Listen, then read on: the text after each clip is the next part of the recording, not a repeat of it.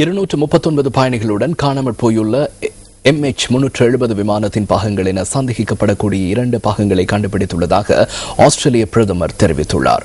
விமானத்தை கண்டுபிடிப்பதற்காக முன்னெடுக்கப்படுகின்ற தேடுதல் நடவடிக்கையின் 13வது நாளான இன்று அவர் இதனை ஆஸ்திரேலிய பாராளுமன்றத்தில் தெரிவித்துள்ளார்.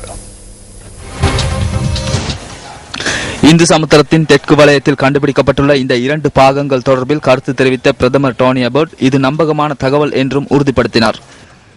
The Australian Maritime Safety Authority has received information.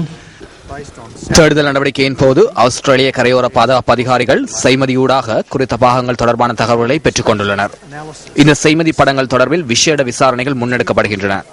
அந்த பாகங்கள் காணப்படும் இடத்தினை அடையாளம் காண்பதற்காக ஆஸ்திரேலிய விமானப்படை நடவடிக்கை எடுத்து வருகின்றது. இது தொடர்பில் மலேசிய பிரதமர் நஜீப் ரசாக்கை தெளிவுபடுத்தியுள்ளேன். இந்த பாகங்களை கண்டுபிடிப்பது எளிய விடயமல்ல என்பதனை கூறிக்கொள்ள விரும்புகின்றேன்.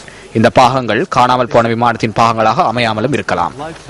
These objects will be extremely difficult and it may turn out that they are not related to the search for flight MH370.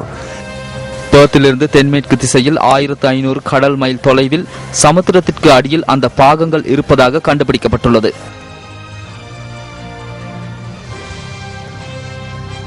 இதேவேளை அமெரிக்காவின் FBI அதிகாரிகள் விமானத்தை தேடுவதற்காக மலேசிய அரசாங்கத்திற்கு உதவ முன்வந்துள்ளனர். மலேசிய விமானியின் வீட்டில் அமைக்கப்பட்டுள்ள விமான மாதிரி கட்டமைப்பின் ஊடாகவே அமெரிக்க அதிகாரிகள் விசாரணைகளை முன்னெடுத்துள்ளனர்.